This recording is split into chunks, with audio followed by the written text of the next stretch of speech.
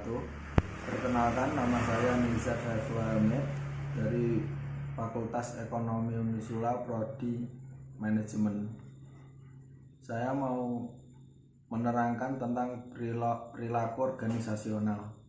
Perilaku organisasional merupakan sebuah disiplin ilmu yang mempelajari tentang perilaku individu dan kelompok dalam organisasi serta dampak terhadap kinerja perilaku organisasi, juga dikenal sebagai studi tentang organisasi.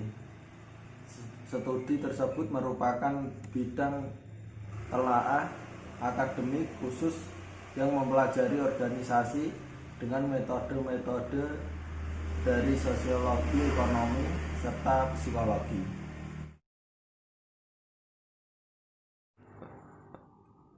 Dan saya akan menjelaskan dampak COVID terhadap budaya organisasi perusahaan. Hampir semua lini kehidupan termasuk sektor ekonomi mengalami pelemahan yang sangat terasa. Pada fase masa transisi menuju kebiasaan baru, sektor ekonomi harus segera bangkit. Seiring penanganan COVID dari sisi kesehatan, kerugian diakibatkan oleh penyebaran COVID telah dirasakan oleh berbagai sektor di tanah air, mulai dari sektor manufaktur hingga pariwisata mengalami penurunan pendapatan cukup tajam. Pemerintah telah mengeluarkan beberapa strategi dan kebijakan preventif sebagai upaya meminimalisasi resiko penyebaran COVID. Pemerintah mengeluarkan kebijakan social distancing sebagai antisipasi penyebaran virus yang diakibatkan oleh diikuti oleh pejabat daerah yang mengeluarkan juga kebijakan belajar dari rumah. Strategi kebijakan ini dilakukan untuk setiap karyawan agar tetap dapat bekerja secara optimal. Dalam menjalankan kebijakan tersebut dengan memperhitungkan berbagai skenario COVID, termasuk budaya organisasi perusahaan yang selama ini telah terbentuk dengan adanya beberapa kebijakan pemerintah yang dikeluarkan saat pandemi, maka perusahaan harus mulai bersahabat dan melakukan penyesuaian dengan kondisi saat ini.